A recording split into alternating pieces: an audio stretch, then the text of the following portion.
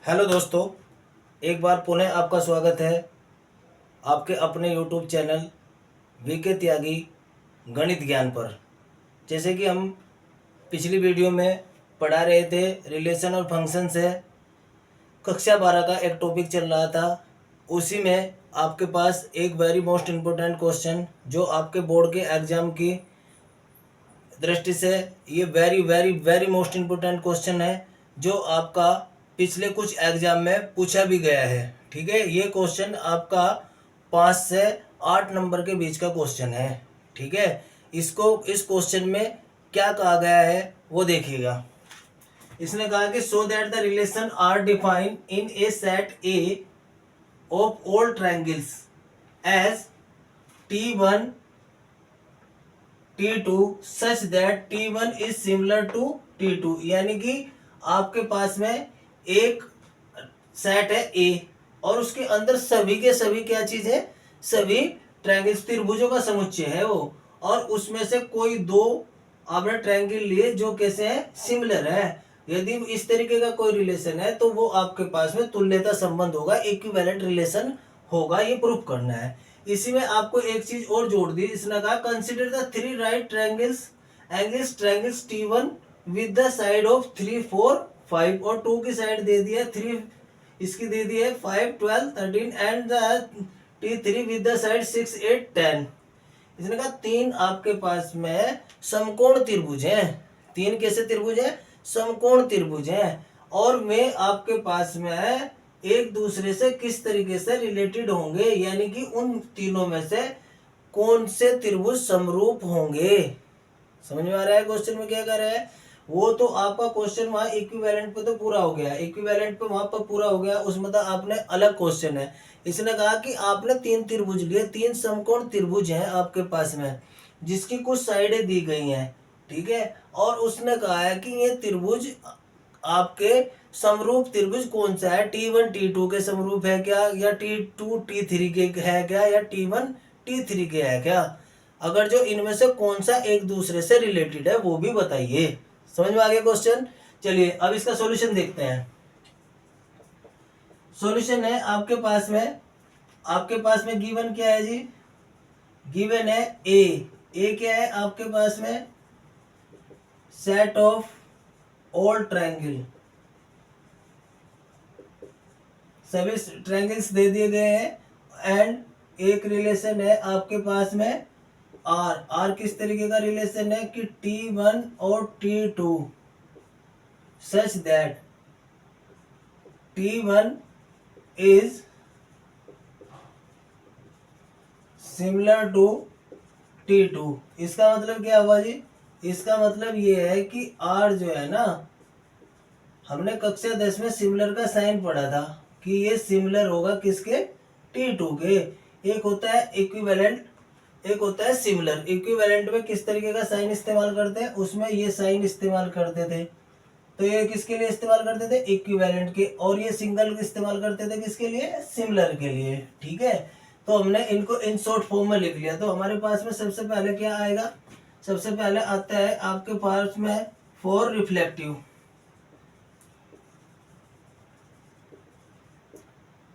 ये क्या चीज है आपके पास में, आपको इक्विवेलेंट रिलेशन प्रूफ करना है, यानी कि आपको तुल्यता संबंध सिद्ध करना है। तो सबसे पहले आपके पास में क्या आना चाहिए, समतुल्य संबंध। समतुल्य संबंध कैसा संबंध आना चाहिए, समतुल्य संबंध आना चाहिए। तो यदि समतुल्य संबंध आपके पास आएगा तो उसमें क्या आएगा आपके पास में, देखो ये कौन है ए, तो समतुल्य में क्या होना चाहिए, केवल एक एलिमेंट लेते हैं। तो एक एलिमेंट किस में से लेंगे, इसमें से लेंगे। कौन है ये ए कौन है जी, सभी ट्रायंगल्स का सेट है। तो आपने क्या लिया, लेट T1 किसका सदस्य है, ए का। तो ए का सदस्य है तो आपको पता है, क्या पता है कि T1 सिमिलर है किसके, T1 के। अपने आप के सभी त्रिभुज कैसे होंगे, स्वयं के समरूप होते हैं। तो स्वयं के समरूप होते हैं तो इसका मतलब क्या होगा, T1 T1 किसका सदस्य है, आर का। जब आर का ये स्वयं का रिलेटेड है तो आर कैसा हो जाएगा, आर समतुल्य हो जाएगा। R is reflective. दूसरे नंबर पे क्या आता है आपके पास में, दूसरे नंबर पे आपके पास में आता है फॉर सिमेट्री।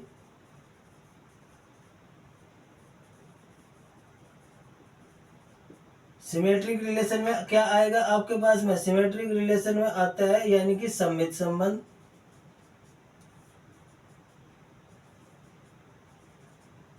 सममित संबंध किसे कहते हैं भाई, यदि ए का रिलेशन बी से होता है तो वो बी का रिलेशन किससे हो जाना चाहिए, ए से। तो उसमें कितने एलिमेंट चाहिए हमें, उसमें 2 एलिमेंट चाहिए। तो सेट किसका है, त्रिभुज का सेट है। इस त्रिभुज के सेट से कितने एलिमेंट लेंगे हम, कितने त्रिभुज लेंगे, 2 त्रिभुज लेंगे। वे 2 त्रिभुज कौन कौन से मान लीजिए T1 और T2 दो ले लिए, किसके अंदर से, ए के अंदर से। और उसमें कैसा रिलेशन है, यदि T1 और T2 में बीच में कोई संबंध है तो वो किस तरीके का है कि T1 सिमिलर है किसके, T2 के। आपको पता है यदि T1 T2 के सिमिलर है तो T2 T1 के भी सिमिलर है। तो आप क्या लिखेंगे, T2 सिमिलर है किसके, T1 के। तो इसका मतलब क्या होगा, इंटरचेंज होगा इसका जो first component change into the second component, यानी कि जो इसका फर्स्ट कंपोनेंट था वो सेकंड हो गया है और जो सेकंड कंपोनेंट था वो क्या हो गया है, फर्स्ट हो गया है। तो इसका मतलब ये इंटरचेंज हो गई, यानी कि T2 और T1 बिलोंग टू R। ठीक है, तो लेके क्या चले थे, T1 का रिलेशन T2 से था और क्या हो गया, T2 का T1 से हो गया। तो R क्या हो गया आपके पास में, R is symmetry, symmetric relation हो गया। अब है आपके पास में थर्ड नंबर पे क्या आएगा आपके पास में, थर्ड नंबर पे आता है आपके पास में for transitive, transitive relation. Transitive relation में क्या लेते थे, ट्रांजिटिव रिलेशन में यदि ए का संबंध बी से है, बी का सी से है, तो ए का किससे होना था, सी से होना था। तो यहाँ पर क्या चीज है जी, यहाँ पर सभी ट्रायंगल्स दिए गए हैं। इस ट्रायंगल्स के सेट में से 3 ट्रायंगल लेंगे। मान लीजिए हमने क्या क्या ले लिया, लेट T1 T2 और T3 किसके एलिमेंट है, ए के। ठीक है जी, तो ये क्या चीज है आपके पास में, चलिए उतारिए इसको।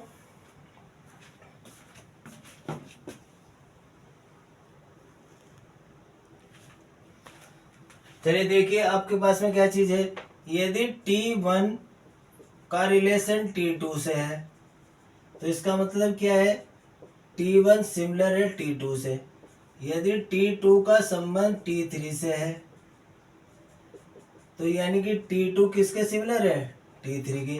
तो यहाँ से हमारे पास में क्या चीज आ गई है, ये आ गया कि T1 सिमिलर है किसके, T2 के। T2 किसके सिमिलर है, T3 के। तो इसका मतलब क्या हुआ, इसका मतलब तो ये हुआ कि T1 T3 के भी सिमिलर होगा। तो लेकर क्या चले थे हम कि T1 और T2 बिलोंग कर रहे हैं किसमें, R में, एंड T2 और T3 किसमें बिलोंग कर रहे हैं, में भी R में बिलोंग कर रहे हैं। और तो ये सिमिलर हो गया। तो इसका मतलब क्या हुआ, इसका मतलब ये हुआ कि T1 और T3 भी किस में बिलोंग कर रहे हैं, R में बिलोंग कर रहे हैं। तो जब ये कंडीशन फुलफिल हो जाएगी तो ये कंडीशन में क्या आ जाएगा आपके पास में, ये कंडीशन ये होगी कि A का रिलेशन B से, B का रिलेशन C से, तो A का रिलेशन किससे हो जाएगा, C से। तो यहाँ पर किसका है, T1 का T2 से और T2 का T3 से, और तो T1 का किससे हो गया, T3 से। तो R क्या हो गया आपके पास में, संक्रामक, संक्रामक संबंध। तो ये क्या आ जाएगा आपके पास में, ट्रांजिटिव आ जाएगा आपके पास में। तो जब तीनों के तीनों फुलफिल कर देता है तो hence R is an equivalent या इक्विवेलेंस रिलेशन। ये कैसा है जी, तुल्यता संबंध है, तुल्यता संबंध। तो R कैसा संबंध है आपके पास में, एक तुल्यता संबंध है। ये क्वेश्चन आपका यहाँ तक पूरा हो गया है जहाँ तक ये पूछ रहा है कि ये आपका इक्विवेलेंट रिलेशन है। इसमें एक चीज और जोड़ दी है, देखिएगा क्या चीज जोड़ दी है, ध्यान से देखेंगे। ये कोई T1 है ट्रायंगल और राइट ट्रायंगल है, और राइट ट्रायंगल में आपको क्या चीज दी गई है, 3 4 5। एक दूसरा ट्रायंगल दिया गया है T2 और T2 की साइड दी गई है एक ही सीक्वेंस में चलेंगे। जब यहाँ से शुरू हुए थे तो इसमें भी यहीं से शुरू होंगे, इसी साइड से 3, 5, 12 और 13। तीसरा जो ट्रायंगल दिया गया है उसकी साइड दी गई है 6, 8, 10। ये पूछ रहा है कौन सा ट्रायंगल आपका सिमिलर होगा। ठीक है, तो सिमिलरिटी के लिए दो कंडीशन थी। क्या क्या कंडीशन थी? कि ईच एंगल आर सेम,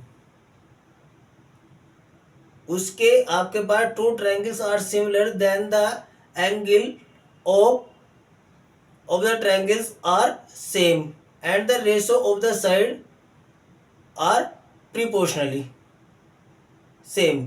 ठीक है, यानी कि आपके पास मतलब क्या हुआ, इसके एंगल इक्वल होने चाहिए सभी के सारे एंगल, और दूसरा इनकी भुजाओं का अनुपात भी बराबर होना चाहिए। तो एंगल से तो हमें पता चल रहा है कि सब के सब कैसे हैं। पहले क्या दिया, 90 डिग्री के ट्रायंगल है। ठीक है, राइट ट्रायंगल समकोण त्रिभुज दिए गए हैं। अब हम इसकी भुजाओं का अनुपात देख रहे हैं, तो T1 एंड T2 पहली और दूसरी में देख रहे हैं, इनकी भुजाओं का अनुपात देख रहे हैं। तो 3/5, 3/5, ये साइड अपॉन ये साइड, ये साइड अपॉन ये साइड, तो 4/12। तो ये क्या होने की नहीं, कभी भी इक्वल नहीं हुई। तो यानी कि आपके पास में क्या हुआ, T1 does not similar to T2। तो यानी कि किसका रिलेशन नहीं है, इसका। तो दैट इज इम्प्लाई ये इसके सिमिलर नहीं है। अगेन दोबारा से फिर देखा हमने किसमें, T2 एंड T3। अब दूसरे और तीसरे में देखिए, तो ये क्या चीज है आपके पास में, 5/6 इक्वल टू किसके होनी चाहिए थी, 12/8। तो ये भी क्या नहीं होगी, इक्वल नहीं होगी। तो इसका मतलब क्या हो गया, तो that is imply T2 does not similar to T3।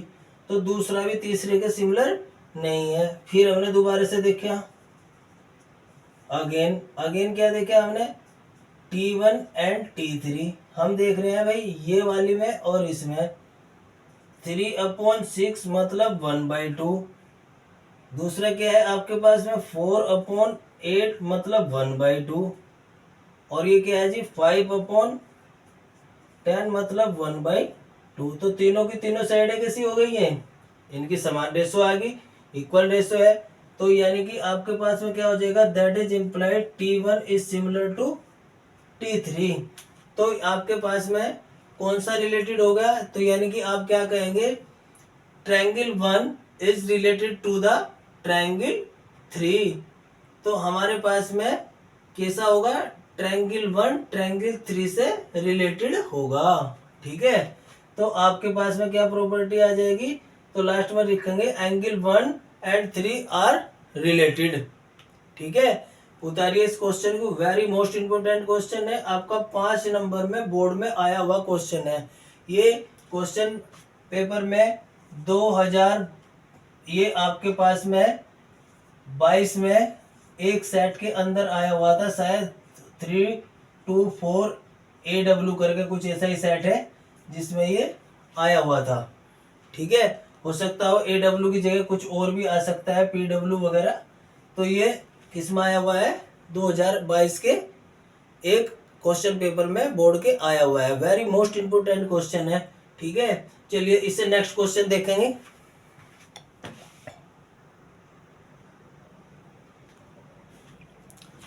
चलिए नेक्स्ट क्वेश्चन देखिए, ये क्वेश्चन आपका बोर्ड में पूछा हुआ क्वेश्चन है। इसने कहा कि so that the relation R defined in a set A of a polygon. Polygon का एक सेट है ए एज आर किस तरीके का है कि P1 and P2 are to polygons. इसने कहा कि P1 and P2 has the same number of side. ऐसे दो पॉलीगॉन्स लिए गए हैं जिनकी नंबर ऑफ साइड इक्वल है, जिसकी भुजाएं बराबर हैं। ऐसे दो पॉलीगॉन्स है, ट्रायंगल है तो दूसरा भी ट्रायंगल है आपके पास में, एक रेक्टेंगुलर है तो दूसरा भी रेक्टेंगुलर है, एक स्क्वायर है तो दूसरा भी स्क्वायर है, एक पेंटागोन है तो दूसरा भी पेंटागोन है। यानी कि एक की भुजा 5 है तो दूसरे की भी 5 है, एक की 3 है तो दूसरे की भी 3 है। इज एन इक्विवेलेंट रिलेशन, ये इक्विवेलेंट रिलेशन शो करना है। ये तो काम होगा इस क्वेश्चन का एक पार्ट का। दूसरे पार्ट में कह रहा है what is the set of the all elements in A related to A right angle triangles. ये कह रहा है कि इसके जो सेट ए के एलिमेंट है ना, ए कौन है, पॉलीगॉन का सेट है, वो एक राइट ट्रायंगल से टी से अटैच है यानी कि रिलेटेड है विद रेस्पेक्ट टू 3, 4 एंड 5। तो ये पूछ रहा है कि ये जो रिलेटेड है what is the set of all elements, इस सेट का क्या नाम होगा। यानी कि ये जो पॉलीगॉन रखा है तो इस पॉलीगॉन में यदि ये 3 साइडों के किसी भी पॉलीगॉन्स में साइडें 3 हो गई हैं तो इसका पॉलीगॉन का नाम क्या होगा। तो जब 3 साइड है तो पॉलीगॉन इज ए ट्रायंगल, तो ये आपका ट्रायंगल का पॉलीगॉन होगा। ये तीसरे इसके सेकंड पार्ट में आपने प्रूफ करना है। तो ये आपके पास सॉल्यूशन है, आपके पास गिवन है क्या, ए कोई सेट है यानी कि set of all polygons and R एक रिलेशन है, किस तरीके से थे, P1 और P2 दो एलिमेंट दिए गए हैं such that P1 and P2 have same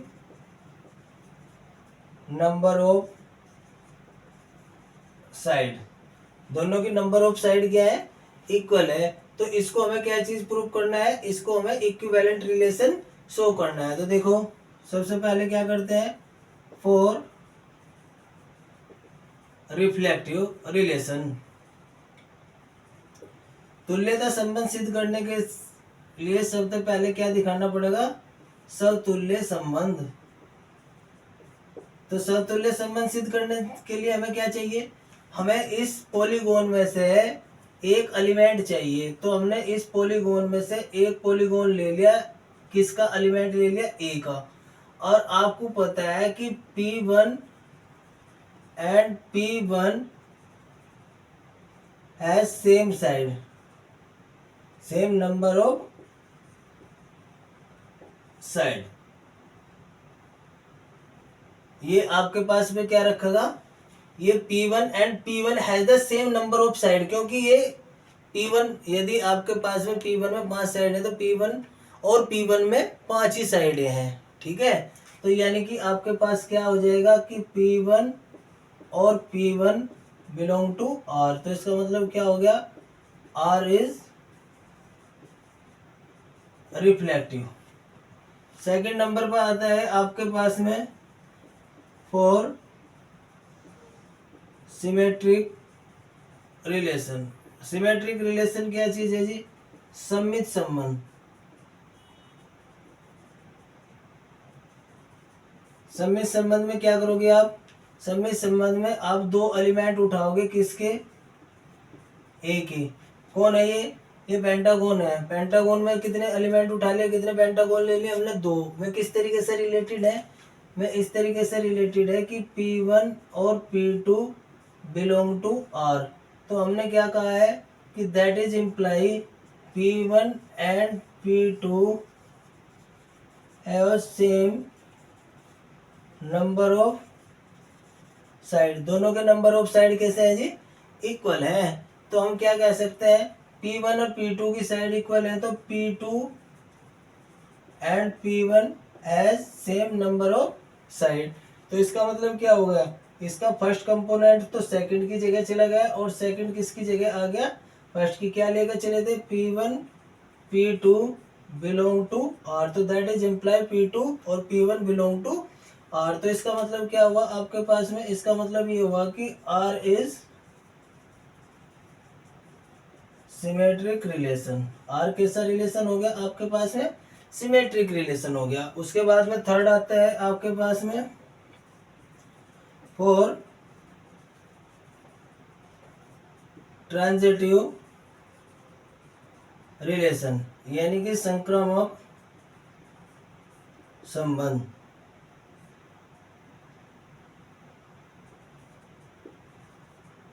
कैसा संबंध आएगा भैया, संक्रामक संबंध। तो संक्रामक संबंध में कितने एलिमेंट लेंगे हम, इस P के 3 एलिमेंट लेंगे। तो हमने मान लिया late P1 P2 P3 belong to ए। किस तरीके से है कि P1 और P2 रिलेटेड है, तो इसका मतलब क्या है, इसका मतलब यह है कि P1 and P2 have same number of side. और यदि P2 रिलेटेड है P3 से बिलोंग टू R, तो इसका मतलब क्या हो गया, P2 एंड P3 है सेम नंबर ऑफ साइड। तो इसका मतलब क्या हुआ, P1 and P2 and P3 have same number of side. तो तीनों के तीनों क्या रखते हैं, सेम साइड रखते हैं। तो तीन में से एक को छोड़ दिया, तो P1 and P3 have same number of side. तो इसका मतलब क्या हो गया, इसका मतलब तो ये हो गया कि P1 और P3 रिलेटेड हो गया R के।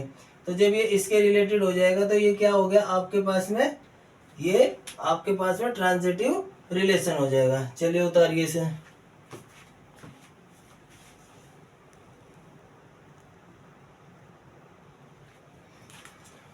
चलिए देखिए इससे आगे तो आपके पास क्या चीज होगी भाई, आपके पास में है, ये लेकर चले थे कि P1 P2 belong to R and P2 P3 belong to R। और क्या हुआ आपके पास में, दैट इज इम्प्लाई P1 किससे रिलेटेड हो गया, P3 से। तो इसका मतलब क्या हुआ, R इज ट्रांजिटिव रिलेशन। तो तीनों रिलेशन फुलफिल हो गए, तो आप क्या कहोगे, hence R is an equivalence relation. Equivalence relation हो गया। अब हमारे पास में क्या चीज आएगी, नाउ अब हमारे पास में क्या होगा, अब हमारे पास में है, ये कौन है, ये सेट है पेंटागन का, कौन है ये सेट, ए। तो आपके पास में क्या होगा, now that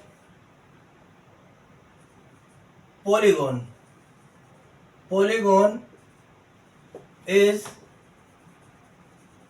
related to the right angle triangle T, and T have three sides. तो that is imply, yeah, that is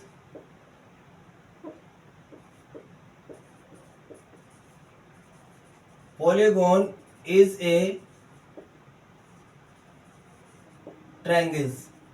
ये क्या हो जाएगा आपके पास में, जो पॉलीगॉन्स है वो किसका सेट हो जाएगा, ट्रायंगल्स का सेट हो जाएगा। ठीक है, तो ये आपका वेरी मोस्ट इम्पोर्टेंट क्वेश्चन था। ये आपका बोर्ड के लिए, बोर्ड की दृष्टि से बोर्ड में आने के लिए आतुर है ये क्वेश्चन। ठीक है, very very very most important question है। कल हम इससे और रिलेटेड कुछ क्वेश्चन लेकर आएंगे आपके लिए। यदि किसी को ये टॉपिक ऑफलाइन पढ़ने हो तो मेरे फ़ोन नंबर 9548232365 पर